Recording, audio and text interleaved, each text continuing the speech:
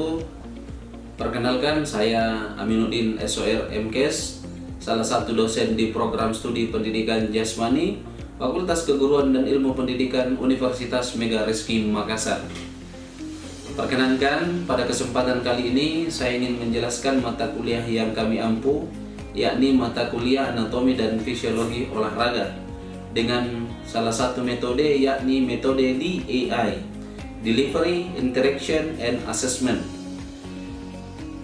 Video ini dibuat bertujuan dalam rangka untuk memenuhi salah satu persyaratan sertifikasi dosen tahun 2024, yakni pernyataan diri dosen dalam unjuk kerja Tridharma Perguruan Tinggi, yaitu PDD UKT-PT, khususnya aspek pengajaran.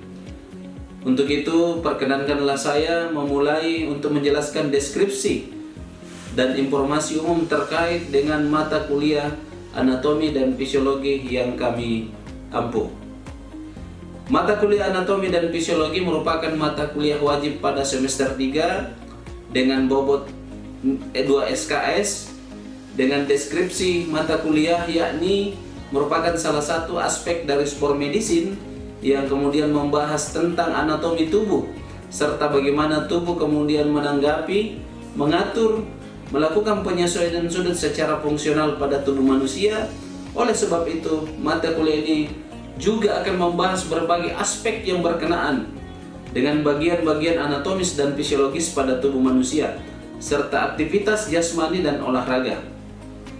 Tentu pemahaman pada adaptasi fisiologis tubuh akibat fisik yang kemudian berhubungan dengan sistem energi, fisiologis tubuh, kontraksi otot, neuromuskular, hormonal, sistem latihan, kemudian lingkungan hidup, kemudian kerja maksimal, problem pada wanita dan olahraga, doping dalam olahraga, serta bagian-bagian lain terkait dengan cara kerja tubuh. Diharapkan mahasiswa mampu memahami, menganalisis, serta menjelaskan dan mempraktekkan fungsi-fungsi dan cara sistem kerja pada tubuh manusia.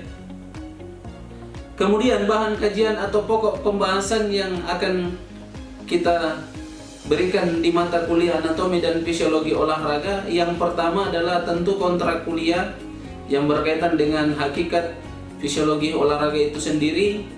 Yang kedua, sistem energi dan olahraga. Yang ketiga, kesehatan dalam olahraga. Yang keempat, olahraga dan olahraga kesehatan. Yang kelima, kesehatan pendidikan jasmani olahraga di sekolah.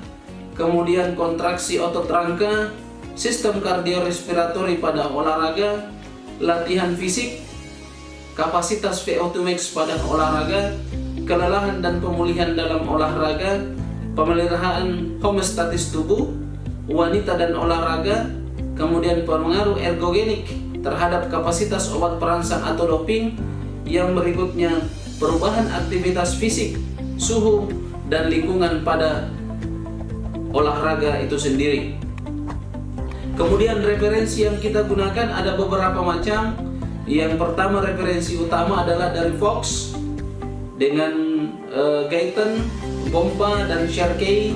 Kemudian referensi pendukung ada Bafirman, ada Nawawi, kemudian ada Giri Wijoyo. Kemudian mata kuliah ini dilaksanakan dengan proses sinkronus dan asinkronus. Sinkronus dilakukan dengan proses tatap muka, interaksi langsung, diskusi kelompok, tanya jawab. Kemudian asinkronus dilaksanakan dengan melakukan pembelajaran LMS, via daring, Google Meet, dan lain sebagainya. Kemudian bentuk-bentuk perkuliahan pada mata kuliah Anatomi Fisiologi, yakni dengan melaksanakan kegiatan perkuliahan dengan metode ceramah, kemudian diskusi kelompok, small group discussion, dan diskusi tanya jawab, serta dilakukan penugasan-penugasan terkait dengan materi-materi yang sudah diberikan kepada mahasiswa. Sedangkan untuk evaluasi dan bobot penilaian yang dilakukan untuk mahasiswa, tentu yang dinilai ada ada penilaian tugas, baik itu tugas individu, tugas kelompok, kemudian UTS, ujian tengah semester, kemudian ujian akhir semester dengan bobot akumulasi secara 100%. Sehingga mata kuliah ini merupakan mata kuliah yang wajib dilulusi oleh mahasiswa itu sendiri. Demikianlah penjelasan terkait deskripsi mata kuliah anatomi dan fisiologi olahraga. Untuk itu, mari kita menyaksikan proses atau tata cara pembelajaran pada mata kuliah ini. Untuk itu, kami mengucapkan selamat menyaksikan. Assalamualaikum warahmatullahi wabarakatuh. Waalaikumsalam warahmatullahi wabarakatuh. Apa kabar, semua sehat?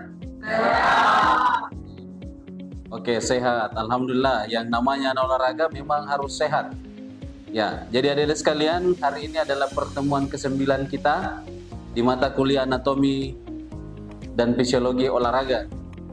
Nah, adik-adik sekalian, sebelum kita masuk ke pertemuan selanjutnya di pertemuan 9, saya akan absensi dulu sesuai dengan namanya.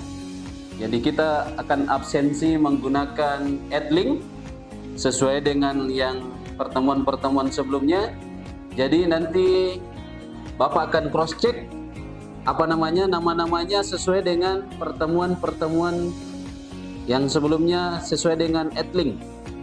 Ya, silahkan didengar namanya. Wahdaniar,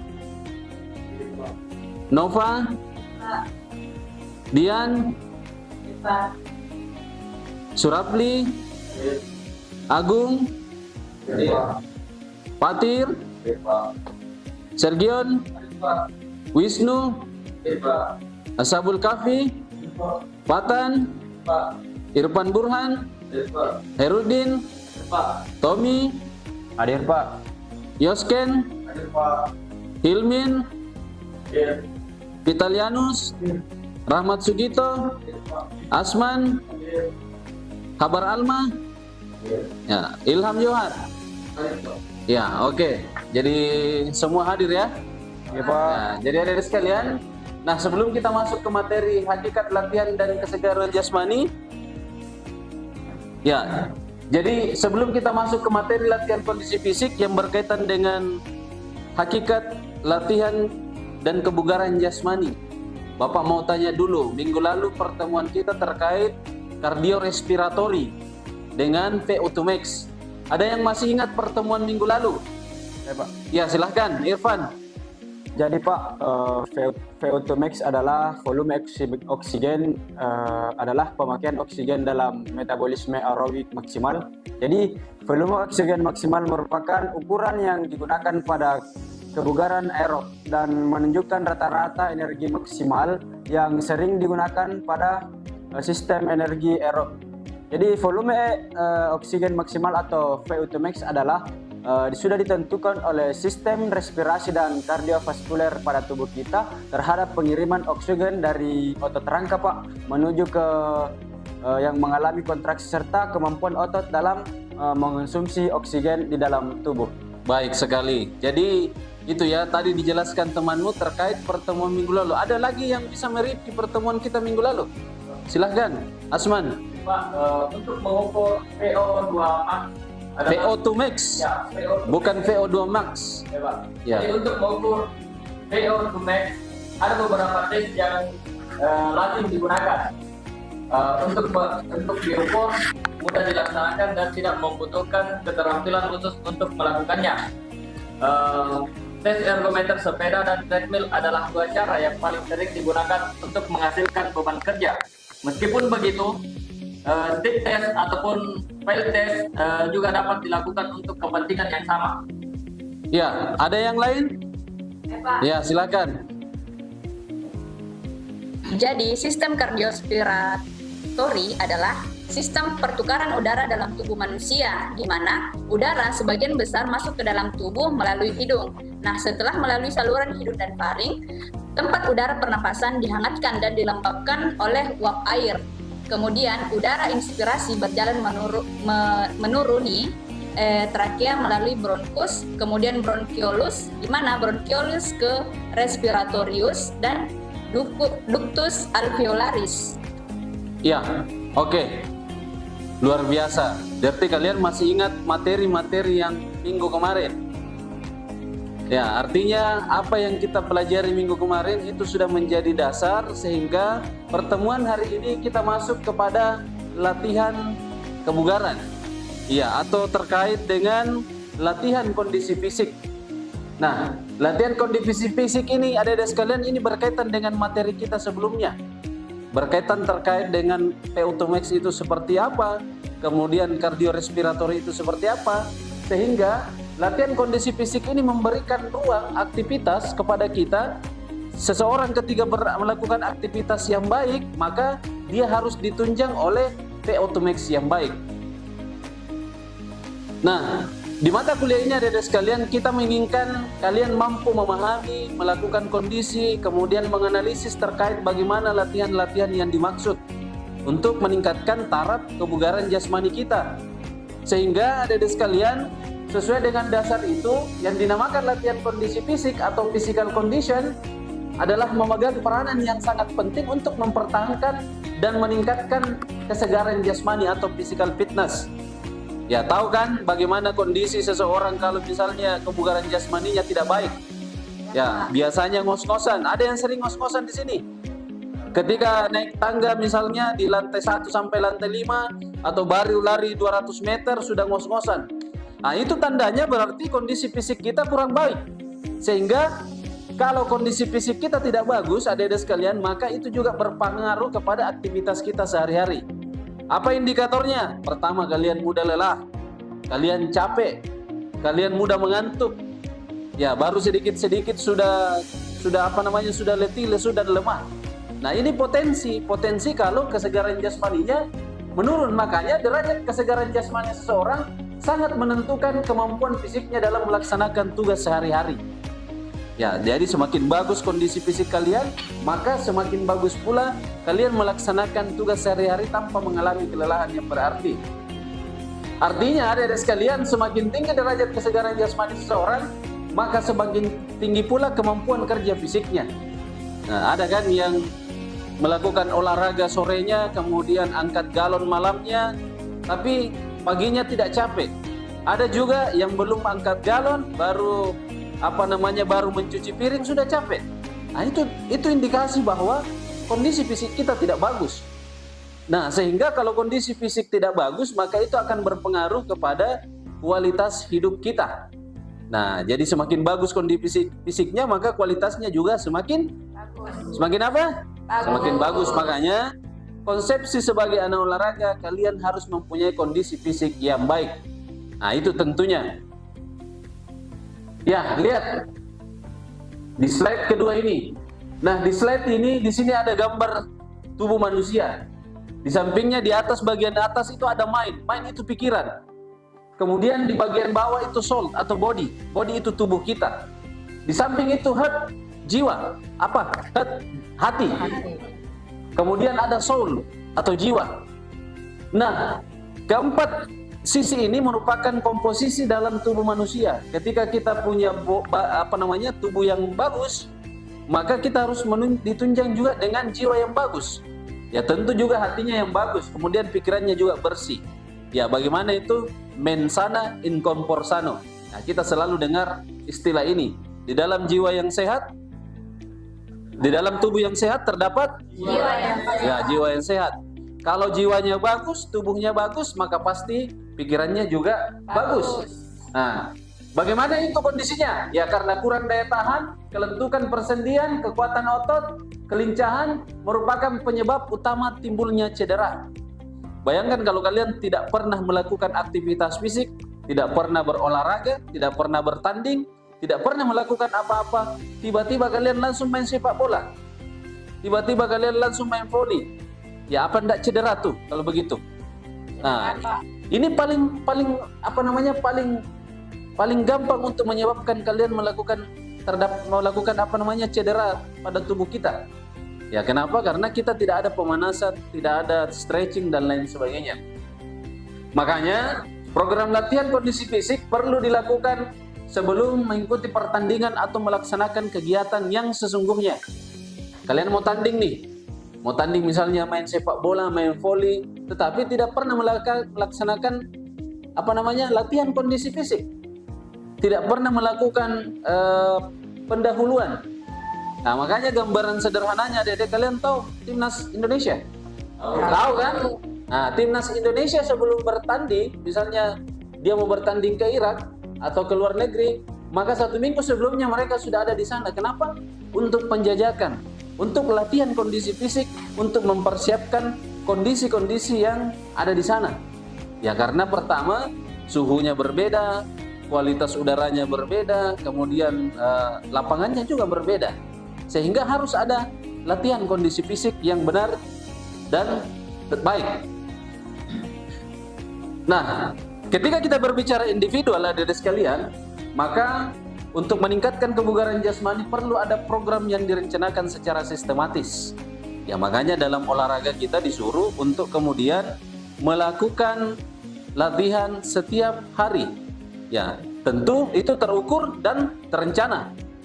Ya, kalau body kita mau sehat, tubuh kita mau sehat, maka harus ada proses perencanaan untuk meningkatkan kebugaran jasmani.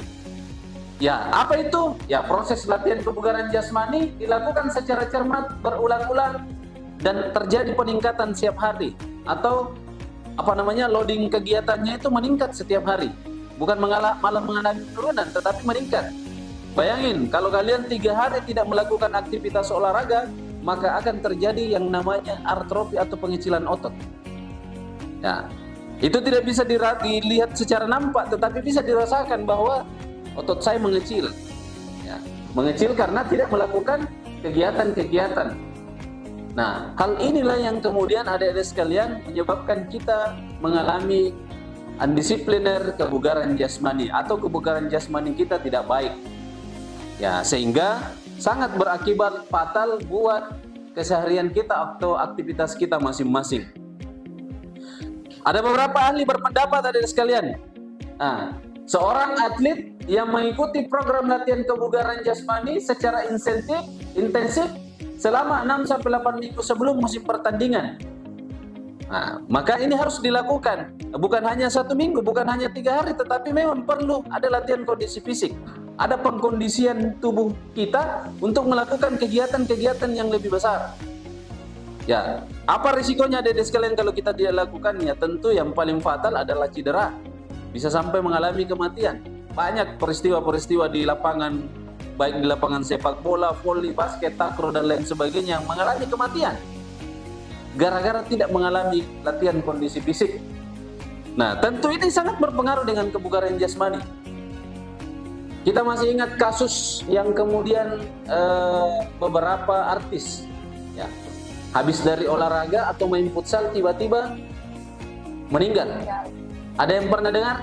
Pernah, Pak. Nah, justru karena dia overload atau mungkin dia tidak pernah latihan pengkondisian, tiba-tiba diajak sama temannya main futsal.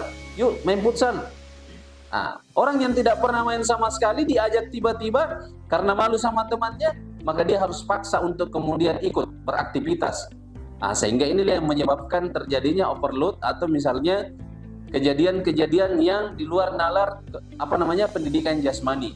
Maka dari itu adik-adik sekalian, yang perlu dilakukan adalah bagaimana membentuk tubuh kita untuk kemudian kebugaran jasmani kita meningkat. Ya, bagaimana caranya? Kita memiliki bentuk-bentuk latihan. Ya, bentuk-bentuk latihan yang kemudian kita lakukan untuk meningkatkan kebugaran jasmani kita. Tetapi ada beberapa unsur yang perlu untuk ditingkatkan. Apa itu?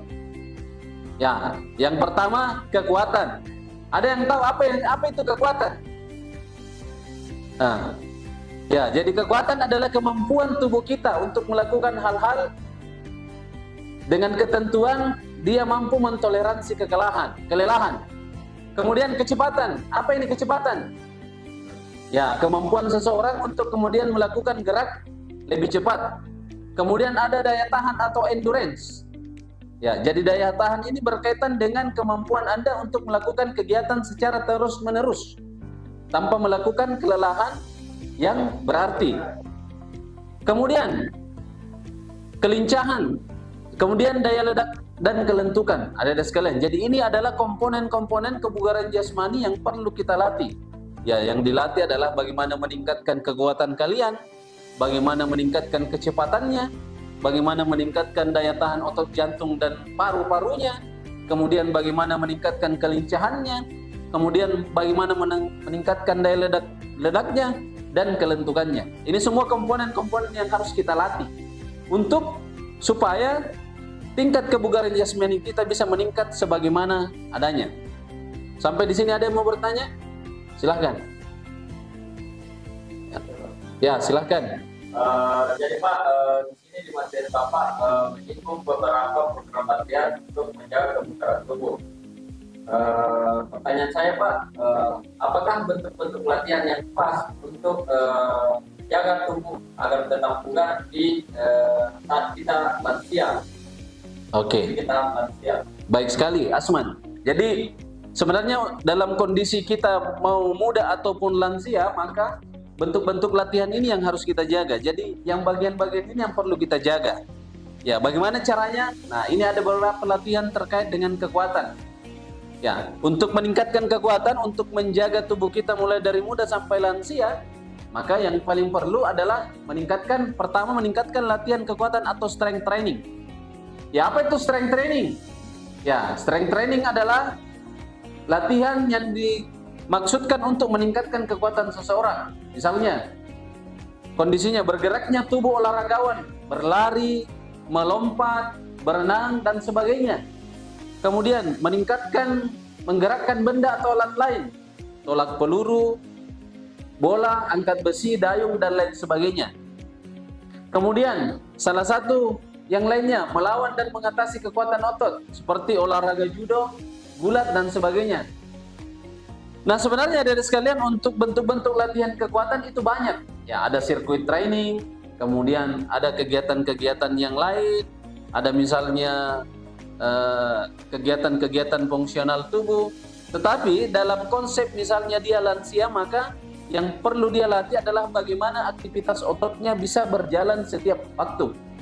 Tetapi dengan ketentuan dia harus menyesuaikan dengan beban berat yang bisa dia bawa. Bukan lagi seperti kalian ini yang masih muda yang menganggap bahwa saya mampu mengangkat beban 20 kilo, 30 kilo, tidak. Dengan kondisi otot yang sudah menurun, maka bebannya juga harus dikurangi. Ya, tidak boleh sama lah dengan beban yang kalian punya. Nah, tetapi beban-beban yang sesuai standar kapasitas yang mereka bisa lakukan. Yang berikutnya, latihan speed training atau latihan kecepatan. Nah, kalau kita berbicara kecepatan, siapa sih yang tidak mau cepat dalam melaksanakan sesuatu? Nah, dalam kondisi kecepatan, maka siapa yang cepat, dia yang dapat. Kalau kita bicara peribahasa, siapa yang cepat, dia yang dapat. Nah, latihan kecepatan ini masih bersifat umum. Ya, latihan kecepatan dilakukan pada suatu unit latihan pada saat otot-otot masih kuat. Ingat, di umur-umur kalian ini, di rentang antara 17 sampai 35 tahun, itu masih sangat produktif untuk melatih kecepatan kita. Kenapa? Karena otot-otot masih bagus, tulang-tulang masih oke, kemudian kondisi fisik juga masih oke, aktivitas juga masih banyak. Bukan macam orang tua lagi, orang tua yang sudah tinggal di rumah, sakit-sakitan. Nah, tetapi kalau ada anak muda yang kemudian hanya tinggal di rumah, nonton, main game, makan cemilan, maka yakin dan percaya bisa kena penyakit, banyak macam penyakit. Ya, makanya harus setiap hari dilatih dan melakukan aktivitas fisik. Ya, ini penting ada di sekalian, sangat penting. Ya, latihan kecepatan dilakukan dengan intensitas tinggi. Nah, kalau kita bicara intensitas tinggi, maka ya kita latihan kecepatannya lari 100 meter, kemudian 200 meter, 400 meter. Nah, itu intensitas untuk meningkatkan salah satu indikator untuk meningkatkan kecepatan. Nah, berikutnya, ya kemudian ya dilakukan setiap hari explosive power. Berikutnya ada latihan daya tahan atau endurance. Nah, dari semua latihan yang dilakukan untuk meningkatkan kebugaran jasmani, untuk meningkatkan kondisi fisik, ada sekalian, yang paling penting adalah ini, latihan daya tahan atau endurance training. Ya, kenapa daya tahan? Ya, Karena daya tahan adalah kemampuan untuk bekerja atau berlatih dalam waktu yang lama, tanda kurungnya, tanpa mengalami kelelahan yang berarti. Nah, Bapak kasih gambaran. Kalian pernah lelah melakukan sesuatu? Pernah. Tetapi setelah kalian lelah, kalian masih mampu untuk mengangkat misalnya galon. Masih kan? Ya, Pak. Nah, artinya dalam kondisi seperti itu, kalian punya daya tahan yang baik. Kalian punya endurance yang baik. Nah, karena kalian punya endurance yang baik, maka kalian masih mampu melakukan kegiatan-kegiatan lain, padahal kalian sudah main bola 2 kali 45 menit misalnya. Padahal kalian sudah mengangkat beras misalnya berkarung-karung. Tetapi kalau kalian disuruh mengangkat galon lagi, kalian masih mampu. Artinya kalian mempunyai daya tahan atau indikator endurance yang bagus. Tetapi kalau kalian baru disuruh mengangkat galon dari misalnya dari penjual galon ke rumah yang jaraknya hanya mungkin 20 meter, 30 meter, sudah capek, sudah mau letih, sudah mau lesu, maka berarti dipertanyakan indikator daya tahannya. Bagaimana cara melatihnya? Cara melatihnya adalah ya salah satunya lari jarak jauh. Lari jarak jauh, latihan aerobik 12 menit, minimal 12 menit. Ya kalian suka senam aerobik, ya, itu bisa meningkatkan daya tahan kalian. Kemudian lari lintas alam, nah, atau patlek. Ya lari lintas alam itu kalian lari dari sini ke Malino. Nah itu namanya lari lintas alam. Nah itu juga latihan untuk meningkatkan daya tahan tubuh kita. Kemudian, ya cross country, lari lintas alam, kemudian patlek atau interval, lari dengan interval tertentu. Lari 12 menit, kemudian jalan, lari lagi, kemudian jalan. Itu salah satu indikator untuk meningkatkan latihan endurance. Apalagi ada olahraga yang paling banyak digemari, renang. Ya, renang ini juga olahraga yang kemudian bisa meningkatkan kualitas daya tahan kita. Ya, dengan ketentuan renangnya ya bukan renang satu kali 50 meter ke sana, istirahatnya 1 jam, bukan. Ya, jadi latihan renang ya minimal 10 kali bolak-balik ya sudah lumayan. Itu meningkatkan indikator daya tahan kita, endurance kita terkait dengan latihan fisik. Nah, salah satu indikator yang sering muncul dalam dunia olahraga, khususnya atlet, ya stres. Ya, stresor itu muncul dari dalam pikiran kita terkait dengan banyak hal yang tidak bisa kita lakukan. Ya, jadi persoalan stres ini bukan hanya di kalangan anak muda, tetapi orang tua, bahkan lebih-lebih orang tua ya. Nah, bagaimana cara mengatasi olahraga dengan berolahraga? Ya, pertama tentu kalau kita bicara stres, yang harus kita pahami stres itu adalah kondisi psikis atau kondisi psikologi kita yang bermasalah. Mungkin pertama karena banyak masalah barangkali, atau barangkali kalau seumuran kalian mungkin putus sama pacarnya, mungkin kehilangan uang barangkali, atau mungkin misalnya ada hal-hal yang diinginkan tidak tercapai. Itu salah satu indikator stres semua. Karena itu dipikir terus-menerus sehingga tidak ada alasan untuk memperbaiki itu. Nah, kenapa olahraga bisa memperbaiki kondisi stres, adik-adik sekalian? Ya, karena salah satunya olahraga mampu menurunkan tingkat hormon adrenalin kita. Nah, sehingga semakin rendah hormon adrenalin kita, maka stresor itu semakin menurun. Ya. Ketika kita semakin capek, adik-adik sekalian, semakin capek, semakin lelah, semakin banyak keringat, maka stres itu akan menurun. Ya, makanya kenapa selalu kita disuruh untuk menurunkan emosi, untuk menurunkan tingkat kekebalan kita atau tingkat kemarahan kita, maka disuruh untuk melakukan aktivitas, khususnya berolahraga. Jadi olahraga pada dasarnya mempengaruhi kondisi hormon adrenalin untuk memicu menurunnya stresor dalam tubuh kita. Jadi kalau Anda stres ya maka banyak-banyak berolahraga. Bukan Anda stres, lihat jembatan bunuh diri, tidak. Iya kan? Ada yang pernah dapat? Ada kan? Ya, lihat stres, jembatan, akhirnya bunuh diri, apalagi yang ditinggal. Nah, ditinggal nikah atau ditinggal pacar. Nah, ya ini gambaran latihan-latihan patlek. Jadi tadi ini latihan aerobik. Ya 12 jam, 12 menit, kemudian cross country, kemudian ada latihan 4 leg atau latihan dengan berbagai variasi. Kemudian interval training. Ya, latihan interval. Ya, ini latihan interval yang kemudian dilakukan pengulangan-pengulangan. Jadi dilakukan bukan hanya misalnya dalam 1 minggu, bukan hanya dilakukan hari Senin, tetapi dilakukan 3 kali seminggu atau 4 kali seminggu. Nah, sehingga meningkatkan kemampuan kondisi fisik kita terkait dengan kebugaran jasmani. Berikutnya ini latihan kelentukan atau flexibility training.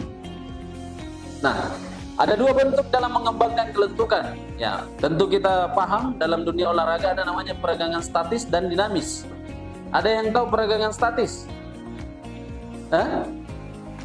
Peregangan dinamis? Nah, statis itu kalau saya melakukan dorongan seperti ini termasuk peregangan.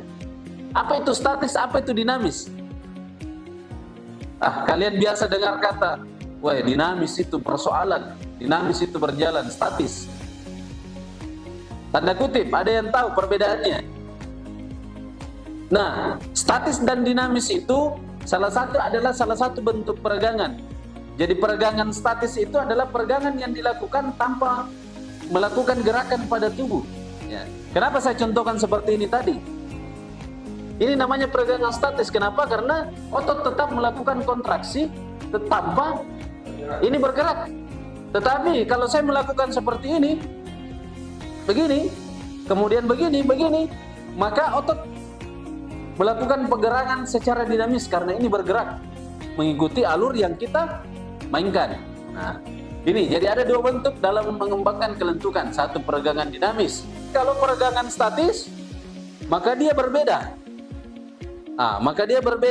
Kenapa berbeda? Karena peregangan statis itu ya kita melakukan kontraksi otot tetapi bagian tubuh tidak bergerak. Itu saja bedanya dinamis dengan statis. Kalau statis dia melakukan pergerakan otot tanpa melakukan gerakan tubuh, tetapi kalau dinamis dia melakukan pergerakan otot dengan melakukan gerakan-gerakan tubuh sesuai dengan yang kita inginkan. Ya, ini gambarannya, gambaran sederhananya. Ya, bisa dilakukan 20 sampai 30 detik. Nah, adik-adik sekalian. Nah, poin pentingnya, ada 3 hal penting yang harus diperhatikan dalam proses kebugaran jasmani.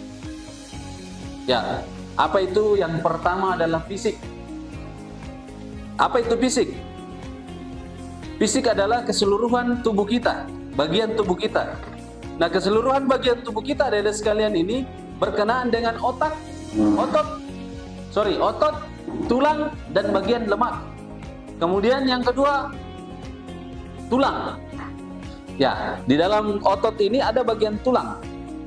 Kemudian lemak. Lemak itu hampir sekitar 30% dalam tubuh manusia. Di mana posisi lemak? Di sini ada lemak. Di sini ada lemak. Di perut apalagi? Di bagian paha ada lemak, di sini ada lemak. Ya, sehingga terkait fisik maka tubuh kita ini terbentuk dari otot, tulang dan bagian lemak. Yang kedua, fungsi organ. Nah, ini fungsi organ ini. Yang mana itu organ? Kalau kalian masih ingat, jantung, pembuluh darah, paru dan lain sebagainya. Ya, terkait dengan organ-organ ini juga objek vital dalam tubuh kita. Bayangkan kalau misalnya jantung kita tidak berdetak 3 detik saja. Bagaimana kira-kira gambaran kalian? Bagaimana? Ya, paling tidak is dead. Ya kan? Paling tidak is dead atau meninggal. Sehingga kondisi itu adik-adik sekalian yang kemudian kenapa kita disuruh untuk meningkatkan kebugaran jasmani? Karena kapan jantung kita berhenti, kapan organ bagian tubuh kita yang lain mengalami kerusakan, maka pasti pincang jalannya. Banyak kondisi-kondisi psikologis yang kemudian, fisiologis yang kemudian memberikan efek terhadap fungsi organ kita. Yang ketiga adalah respon otot berkenaan dengan kelenturan, kekuatan, kecepatan, dan kelemahan. Ini respon otot ini berkaitan dengan yang kita diskusikan dari awal adalah kebugaran jasmani.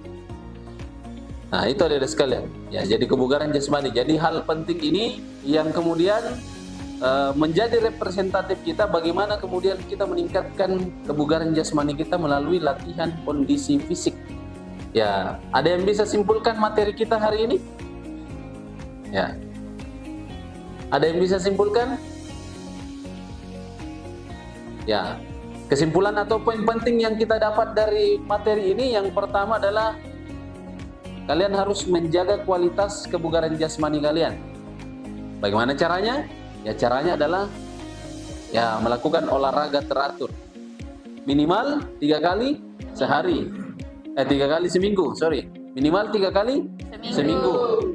Ya, baik itu latihan endurance, kecepatan, kekuatan dan lain sebagainya. Yang jelas tubuh ini harus bergerak hampir setiap hari. Tidak boleh stagnan atau tidak boleh diam. Apapun yang ada di dunia ini termasuk tubuh kalian itu punya hak. Apa haknya kaki? Ya, dia harus berjalan setiap hari.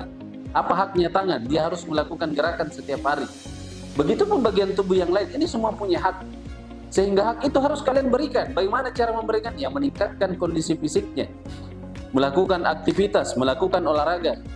Ya, dan tentu yang terakhir adalah melakukan ibadah kepada Sang Pencipta kita. Ya, karena ibadah itu penting bagian dari toleransi jiwa kita terhadap tubuh. Nah, siapa yang tidak bagus siapa yang bagus fisiknya tapi tidak bagus jiwanya, maka pasti akan ada problem. Tetapi kalau fisiknya bagus, jiwanya bagus, maka tentu ini menjadi sesuatu kekuatan yang luar biasa. Nah, semoga di pertemuan berikutnya, di materi berikutnya, materi yang akan kita pelajari berikutnya itu memberikan kontribusi kuat terkait dengan materi ini. Ya, sehingga materi berikutnya itu harus berkaitan langsung dengan materi ini dan kalian mesti paham sinkronisasi terkait dengan materi ini. Itu ya. Ya, Pak. Ya, kalau tidak ada lagi pertanyaan, mungkin cukup pertemuan kita pada sore hari ini. Terima kasih. Wabillahi taufiq wal hidayah. Wassalamualaikum warahmatullahi wabarakatuh dan selamat sore. Waalaikumsalam warahmatullahi wabarakatuh. Demikianlah deskripsi singkat dan cuplikan pembelajaran mata kuliah anatomi dan fisiologi olahraga, mata kuliah anatomi dan fisiologi olahraga pada Prodi Pendidikan Jasmani, Fakultas Keguruan dan Ilmu Pendidikan Universitas Megareski Makassar. Kemudian tak lupa kami mengucapkan terima kasih setinggi-tingginya kepada tim panitia, kepada tim penilai, Direktorat Sumber Daya Kemendikbudristek Dikti Indonesia, rekan-rekan sejawat, serta rekan-rekan mahasiswa, serta pimpinan kampus yang ada di Universitas Megareski. Terima kasih. Wassalamualaikum warahmatullahi wabarakatuh. Salam sejahtera untuk kita semua. Shalom. Om Swanti Santi Om. Namo Buddhaya. Salam kebajikan. Rahayu.